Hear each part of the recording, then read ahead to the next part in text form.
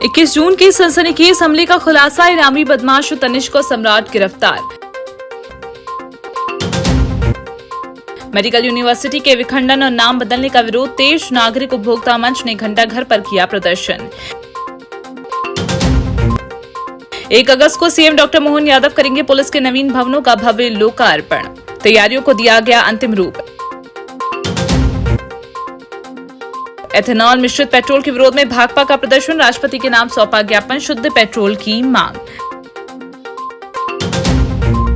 शहर में गत 21 जून को गवाह पर हुए जानलेवा हमले और गाड़ी में तोड़फोड़ के सनसनीखेज मामले का पुलिस ने खुलासा कर दिया। पुलिस ने मामले में तुरंत कार्रवाई करते हुए बेलबाग क्षेत्र निवासी मुख्य आरोपी तनिष्क जायसवाल और सम्राट चौधरी को धर दबोचा। दोनों शातिर अपराधी पहले से ही कई मामलों में वांटेड थे और उन पर इनाम भी घोषित था। पुलिस ने मामले को कानूनी रूप से मजबूत बनाने के लिए घटनास्थल का रिक्रिएशन भी कराया। गिरफ्तार आरोपियों को न्यायालय में पेश करने की तैयारी की जा रही है। इस कार्रवाई से अपराधियों में खौफ और क्षेत्र में कानून व्यवस्था का संदेश मजबूत हुआ है।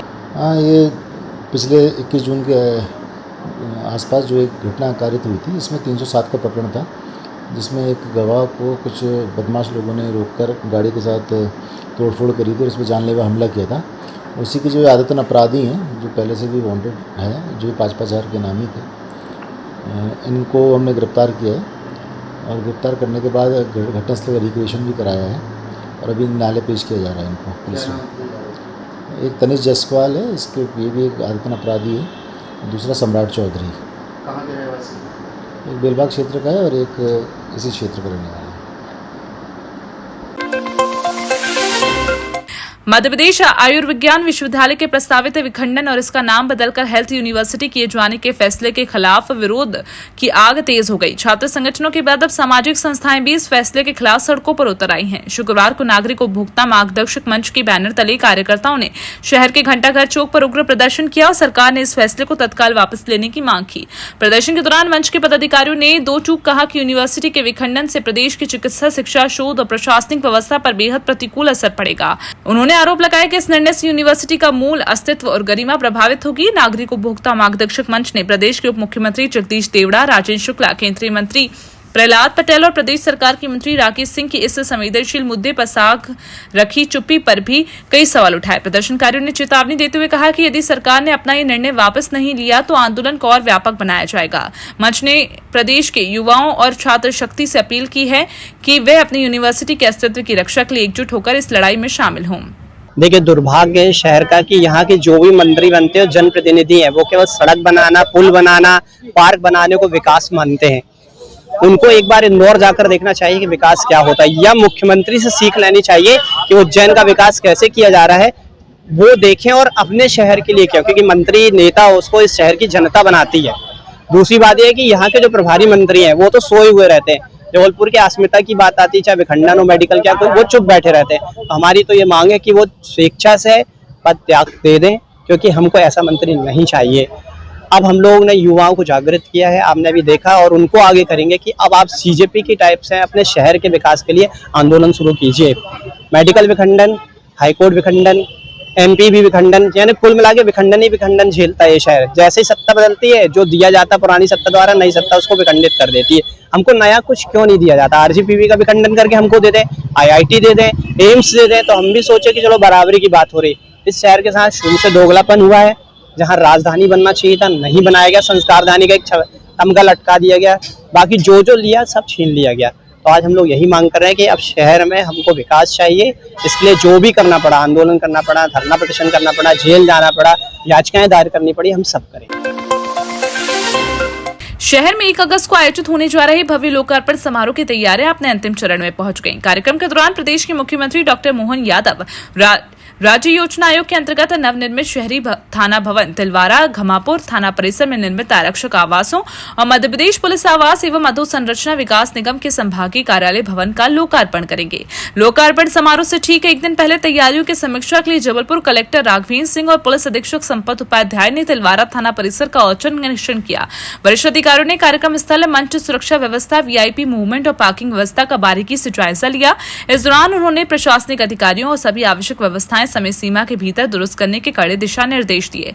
जिला एवं पुलिस प्रशासन का पूरा फोकस है कि आयोजन भव्य और पूर्णतः सुचारू रूप से संपन्न हो। नवनिर्मित भवनों से जबलपुर पुलिस की अधोसंरचना मजबूत होगी और पुलिसकर्मियों को आधुनिक सुविधाएं मिलेंगी। कल ये उद्घाटन माननीय मुख्यमंत्री महोदय द्वारा होना है, तो उसको लेकर आज इसका निरीक्षण किया गया है। कार्य अपना पूर्ण है।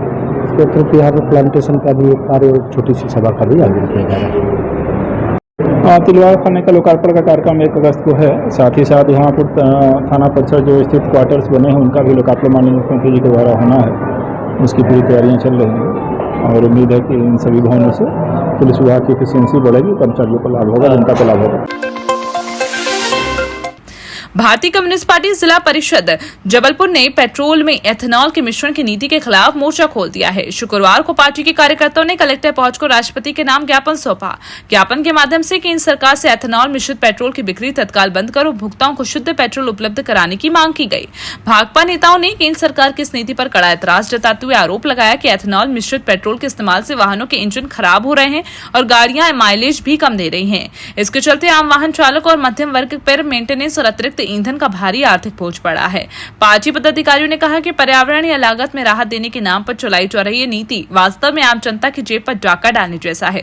उन्होंने मांग की कि केंद्र सरकार इस जन विरोधी निर्णय पर तुरंत पुनर्विचार करे और पेट्रोल पंपों के माध्यम से बिना मिलावट का शुद्ध पेट्रोल उपलब्ध कराना सुनिश्चित करे। भारतीय कम्युनिस्ट पार्टी जबलपुर द्वारा आज ज्ञापन सौंपा गया है, जिसमें E20 पेट्रोल नीति जो लाई गई है सरकार द्वारा, जिसमें E20 पेट्रोल में 20% एथेनॉल मिलाया जा रहा है, जिसके तहत गाड़ियों का माइलेज कम हो रहा है, गाड़ियां खराब हो रही हैं। गाड़ियों में जिस तरह से और इस गाड़ियां खराब होने के साथ साथ माइलेज कम होने के साथ साथ ये महंगा पेट्रोल भी दिया जा रहा है। शुद्ध पेट्रोल जिस दाम पे मिलना चाहिए उससे ज़्यादा कीमत पे पेट्रोल दिया जा रहा है, वो भी मिलावट वाला पेट्रोल दिया जा रहा है। और ये देश की भलाई के हित में नहीं दिया जा रहा है, ये किसी एक व्यक्ति विशेष जो पेट्रोलियम मंत्रालय है, जो उसके किसी बालक की कंपनी के हित के लिए इस तरह का कृत्य किया जा रहा है, जो देश विरोधी है, जनता विरोधी है। हर प्रकार से देखा जाए तो इस कृत्य का विरोध भारतीय कम्युनिस्ट पार्टी करती है। इसी विषय को लेकर ज्ञापन आज सौंपा गया है कि भारतीय कम्युनिस्ट पार्टी द्वारा ये मांग रखी गई है कि शुद्ध पेट्रोल भी जनता के बीच उपलब्ध कराया जाए, उचित दाम में उसको उपलब्ध कराया जाए, जिससे लोगों का वाहन सुरक्षित रहे, माइलेज सही रहे। बस। मैं भावेश श्रीवास्तव, जिला सह सचिव भारतीय कम्युनिस्ट पार्टी। भाजपा सांसद और अभिनेत्री कंगना रनौत द्वारा दिल्ली के जंतर मंतर पर प्रदर्शन कर रहे युवाओं जेंसी को लेकर दिए गए कथित गटर जनरेशन वाले विवादित बयान की आग अब जबलपुर तक पहुंच गई। शुक्रवार को शहर के घंटाघर चौक पर जेंसी कार्यकर्ताओं युवाओं ने एकत्रित होकर सांसद कंगना रनौत के खिलाफ उग्र प्रदर्शन किया, उनका पुतला दहन कर अपना आक्रोश व्यक्त किया। प्रदर्शनकारियों ने सांसद की टिप्पणी को देश की युवाओं और नई पीढ़ी का घोर अपमान बताया। प्रदर्शन में शामिल युवा नेताओं ने कहा कि लोकतांत्रिक देश में अपनी मांगों को लेकर आवाज उठाने वाले छात्रों युवाओं के प्रति इस तरह की अभद्र गैर जिम्मेदाराना टिप्पणी बेहद निंदनीय है। कार्यकर्ताओं ने दो टूक शब्दों में कहा कि एक जनप्रतिनिधि होने के नाते कंगना रनौत को संयमित और मर्यादित भाषा का प्रयोग करना चाहिए। प्रदर्शनकारियों ने मांग की है कि सांसद कंगना रनौत अपने बयान पर देश के युवाओं से सार्वजनिक रूप से माफी मांगे। युवाओं ने चेतावनी दी कि यदि उन्होंने जल्द ही बिना शर्त माफी नहीं मांगी तो इस विरोध प्रदर्शन को और अधिक तीव्र और व्यापक बनाया जाएगा। जंतर मंतर पर चल रहे प्रोटेस्ट पे जो जेनजियों ने, महिला छात्रों ने जो प्रदर्शन किया था, वो कोई प्रदर्शन आम प्रदर्शन नहीं था, वो नीट पेपर की लड़ाई थी। 21 बच्चों ने जो सुसाइड किया था उसकी लड़ाई थी, शिक्षा की लड़ाई थी। और उस पे जिस तरीके से पुलिस ने लाठी चलाई, छात्रों को बर्बरता से पीटा, उसके बाद भी छात्रों ने अपनी लड़ाई जीती और हमें इस्तीफा मिला। मगर जिस प्रकार से कंगना रनावत ने महिलाओं पे, छात्रों पे, जेनजी पे हमला किया है, जिस तरीके के अपशब्द, अभद्र भाषा दिखाई है, हमें समझ में आ गया कि वो कहां से आई हैं और क्या करती हैं और कैसे रहती हैं। आज हम सभी महिला और हमारी छात्राएं पुतला दहन करके, कंगना रनौत का पुतला दहन करके ये मांग करते हैं कि उसको सांसद से बर्खास्त किया जाए, ताकि छात्रों का जो अभद्र बोला गया उनके साथ इंसाफ हो सके। और अगर ऐसा नहीं हुआ तो हम छात्र, हम जेनजीज लगातार प्रदर्शन करते रहेंगे।